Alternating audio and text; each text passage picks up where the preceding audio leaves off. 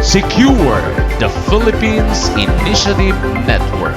Spin Media, nakatuon sa paghahatid ng mga positibong balita sa loob at labas ng ating bansa.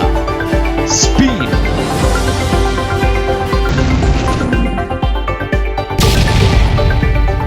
Wala na po siyang kaso sa amin sapagkat na-dismiss na po namin, sapagkat wala na pong batas na nagpaparusa sa isang kandidato na hindi nagre-report o na-report yung kanya pong contributor. Dati-dati po, tama po, noong 1985 na Omnibus Election Code, pinaparusahan po yan bilang isang election offense.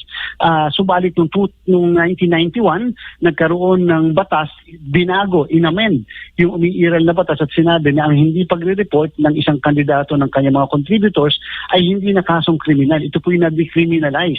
Kung hindi na po ito kulong, kung hindi administrative fine na lang, pagkat hindi po kasi nabago yung batas naman noong 1985 na ang mga contributors ay dapat mag-report ng kanilang contribution sa Commission on Elections. Kung hindi, sila po yung mananagot bilang isang election offense. Pero natatandaan po ng lahat na yung pong mga contributors na hindi pa naman po namin napapasagot.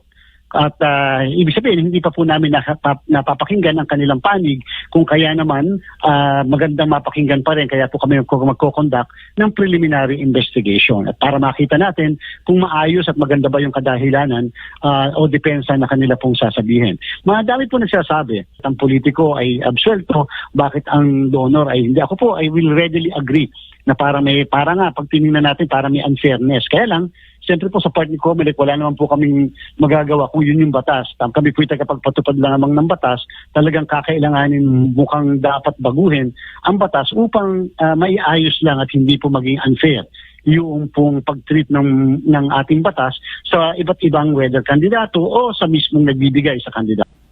Sa amin po, election offense lamang yon na may kulong na 1 hanggang 6 na taon. At siyempre po kahit po halimbawa yun ang aming findings o determination, base po sa puntong yun, hindi po madadamay ang kandidato. Sapagkat yun nga po yung batas ay nagsabi na ang kandidato na hindi nag-report ng kanyang donor o contributor ay hindi na mananagot bilang isang kasong kriminal kung hindi administratibo lamang po. At least po, alam niyo po, ito yung positive side lamang nitong mga ganitong klaseng kaso. Na maganda po nangyayari ito bago't sumapit ang isang napaka-importanting halalan, lalo na po ang 2028 national and local elections. Ang polisiya po ni Comelec, hindi po kami pwedeng basta magbago kung wala pong pagbabago sa batas. Siyempre kung ano yung batas, diyan po magiging basihan namin sa pagpapatupad ng isang polisiya. Kung kaya po sana, ito ay pagbubukas isip natin na kahit paano, lalo na po sa ating Kongreso, na baka pwede mapag-isipan na medyo ayusin at itama na yung mga nakita natin na hindi tama o mga mali. At the same time, kahit paano yung mga matatanda na nating batas, baka pwede itong mabago para lamang maging updated naman at maiayos natin sa kung ano ang pangangailangan sa kasalukuyan. Na isang kilala na vlogger na yung pong unang kaso kasi motu proprio ni Comelec. Kumbaga sa kami lang po nag-inisyatiba niyan, wala naman pong nag-file o nag-complain na kaso dahil naging napakainit yung issue, kami po ay nag-motu proprio. Yun po ay na-dismiss doon sa issue ng legality. Subalit may nag-file po ng separate na petition na complaint diyan po sa Law Department ng Comelec. Kaya po kami ay magtutuloy ng tinatawag na preliminary investigation. Inuna po namin yung mismong contractor niya o yung mismong donor, contributor, sapagkat ito po ay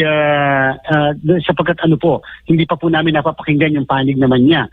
Ngayon, bakit po hindi muna magtuloy doon naman kay Senator Chis Escudero? Ito ay sapagkat meron po kasing kaso na na-file sa Korte Suprema, kinwestiyon yung pagkakadismiss ng Political Finance and Affairs Department ng Comelec sa Korte Suprema.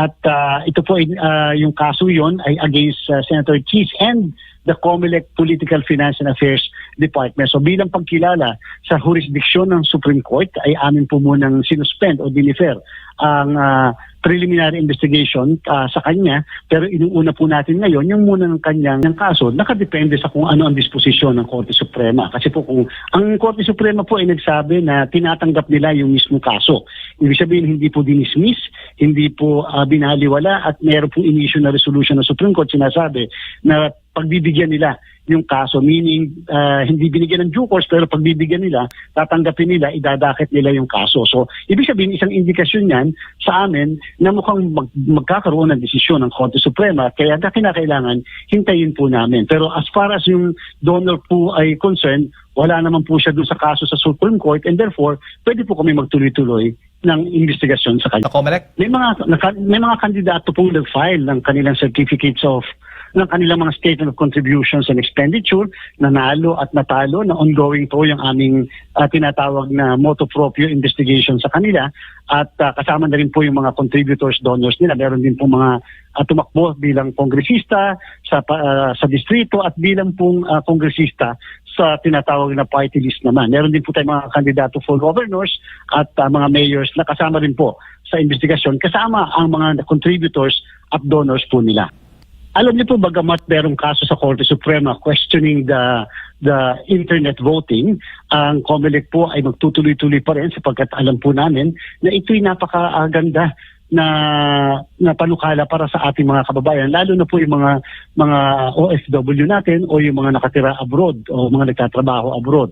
At inaasahan natin na tataas ang bilang ng mga botanteng boboto sa darating na halalan. Ngayon po, meron po kami mga gagawin katulad ng mga nakita na issue. Halimbawa, yung sinasabi ng iba na dapat daw pagkaboto nila, makikita pa rin nila kung ano yung mga binoto nila. Yan po ay sinusolusyon na po natin. Nung una po kasi may apprehension kami na baka gamitin sa issue ng vote buying pagka pwede pa rin maipakita yung naikas na balota.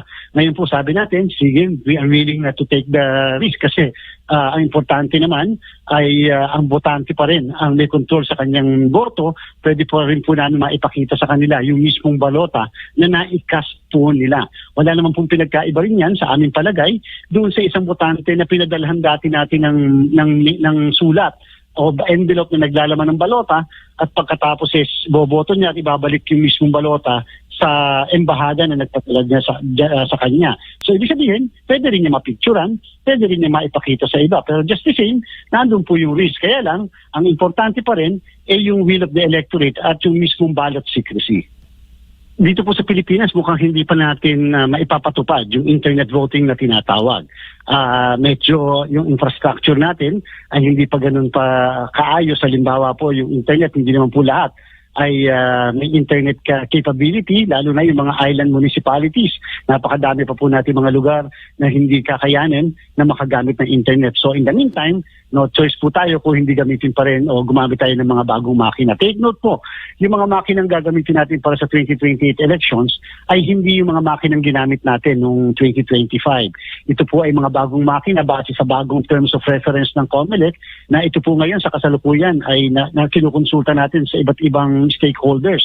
So, ibig sabihin, at hindi rin garansya kung na yung mismo nanalo na noong 2025 na bidder na nag-supply sa atin ng machine, ay sila rin ang magsusupply ng makina sa darating na halalan. Again, one-time use lang kasi yung makina na ginamit natin noong 2025.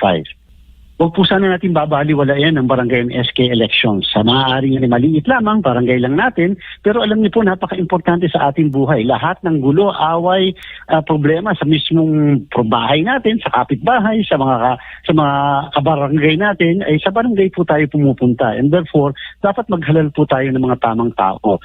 Dahil sa kahit paano, pag naghalal tayo ng tamang tao sa barangay, ibig sabihin, handa rin tayo maghalal ng mga tamang tao para sa ating pong nasyon, sa ating bansa sa darating na 2028 national and local election.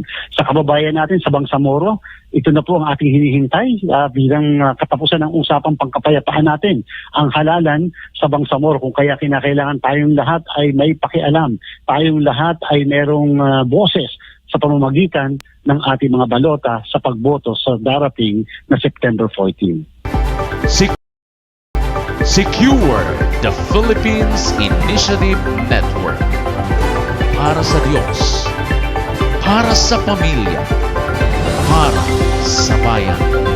Spin Media, nakatuon sa paghahatid ng mga positibong balita sa loob at labas ng ating bansa. Spin